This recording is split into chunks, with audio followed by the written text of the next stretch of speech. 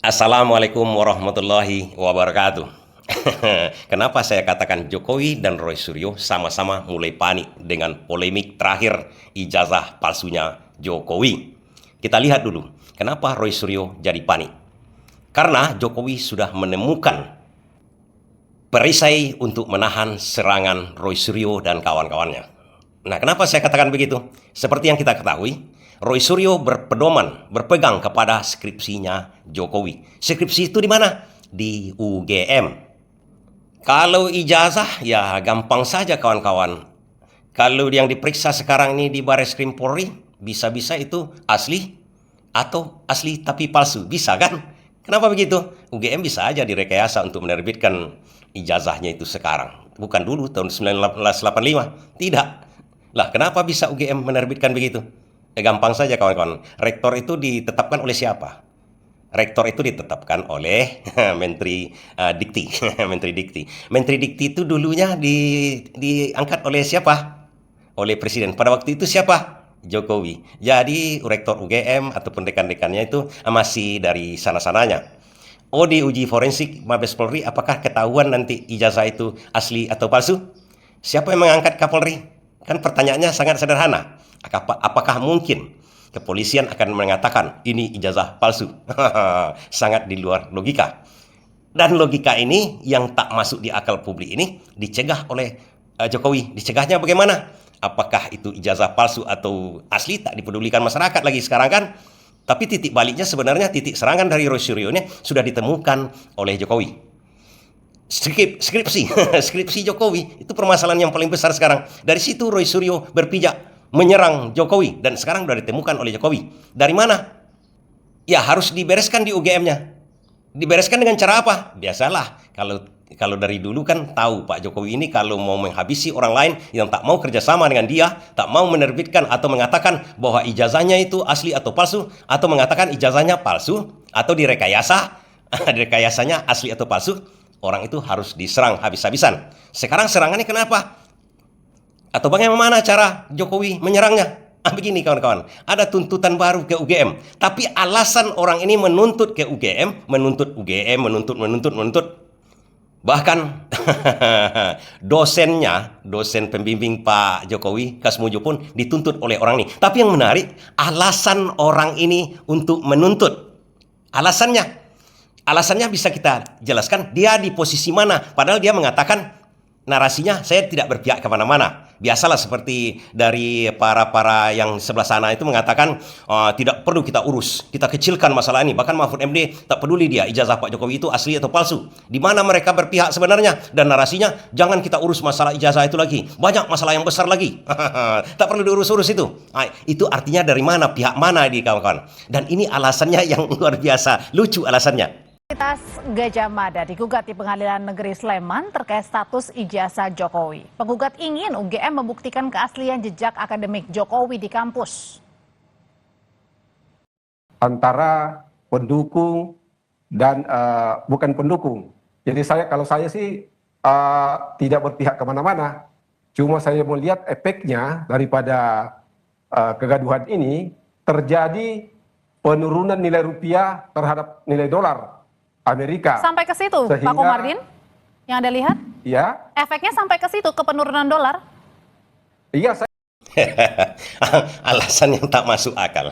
Alasan yang tak masuk akal kenapa? Sudah saya katakan tadi, ini kayaknya pendukung dari Projo atau dari mana lah itu kita lihat kan, karena narasinya sama dengan para begitu. Tapi yang anehnya alasan Pak Jokowi mendatangi dosen pembimbingnya yang katanya Kasmujo. Ini lebih parah lagi alasannya. Yogyakarta pada Selasa 13 Mei 2025. Momen kunjungan Jokowi saat itu diunggah di akun Instagramnya @jokowi. Ya, saya ke sana karena saya membaca beliau, Pak Insinyur Kasmujo, kemudian Dekan Fakultas Kehutanan, Rektor UGM digugat. Beliau ini kan sudah tua, sudah sepuh. Saya ke sana untuk konfirmasi apakah mungkin saya bisa membantu dari sisi tim hukumnya. Tapi ternyata sudah batu dari Fakultas Kehutanan mungkin. Kalau kawan-kawan yang menyimak tuntutan Roy Suryo ini kan berkaitan dengan skripsi, seluruhnya berkaitan dengan skripsi yang sebetul-betulnya.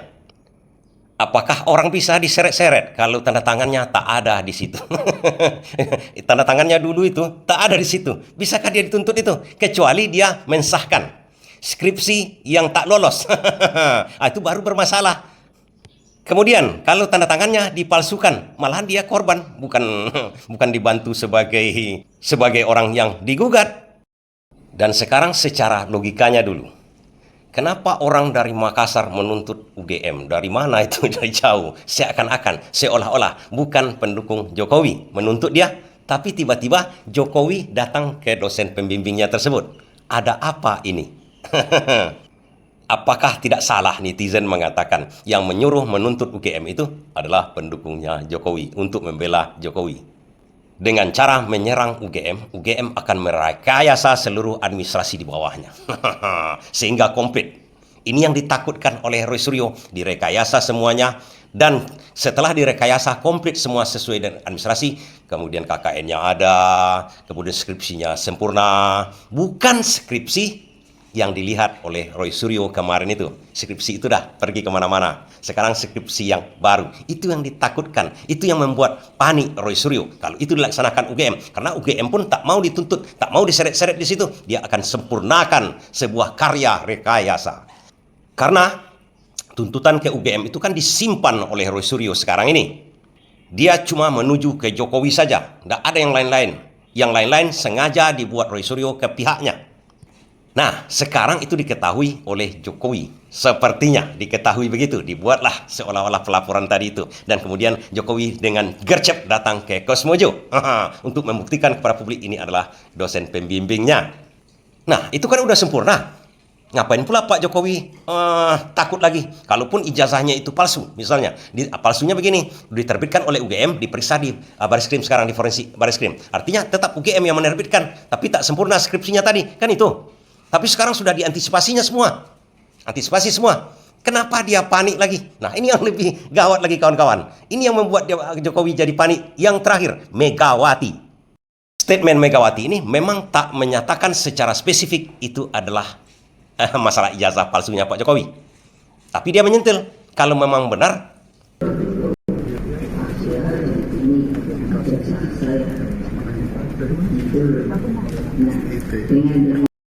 kita kan tahu Megawati selama ini diam karena dia PDIP, karena dia yang mendukung, dia menaikkan Jokowi mulai dari Solo sampai sekarang. Kalau tidak, Jokowi adalah tukang kayu biasa, kan itu yang dikatakan oleh Megawati. Dan di situ dia tidak menyentil langsung atau menusuk kepada ijazah palsu atau aslinya Jokowi. Tapi kalau memang benar, kasih aja. Maksud dia diperlihatkan seperti kata-kata publik selama ini, seperti kata-kata para akademisi. Kalau memang asli, ngapain diperkara-perkarakan semuanya itu begitu?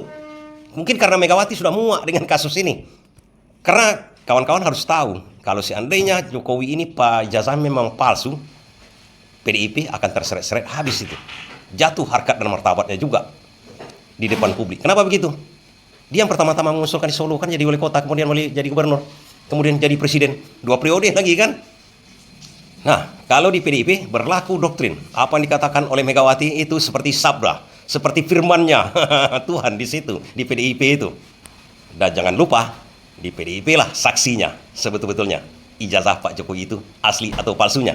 Karena KPU dulu atau pimpinan KPU dipilih oleh Presiden dengan persetujuan DPR. Ingat kawan-kawan, kepolisian juga dipilih. Kapolri itu dipilih oleh Presiden dengan persetujuan DPR. Panglima TNI juga begitu, dipilih oleh Presiden dengan persetujuan DPR. Siapa yang menguasai DPR dari dulu sampai sekarang, dari 15 tahun yang lalu? PDIP. Kalau seorang Ketua Umum PDIP berbicara masalah tersebut, itulah firmannya. Perlihatkan saja. Mungkin saja dia karena sudah muak. Tapi yang jelas PDIP tahu asli atau palsunya ijazah Jokowi. Dan kata-katanya itu, kalau memang asli, kalau memang benar, kenapa tidak diperlihatkan? Artinya apa lagi? Kalau disembunyikan, teruskan sama kawan-kawan ya. Terima kasih.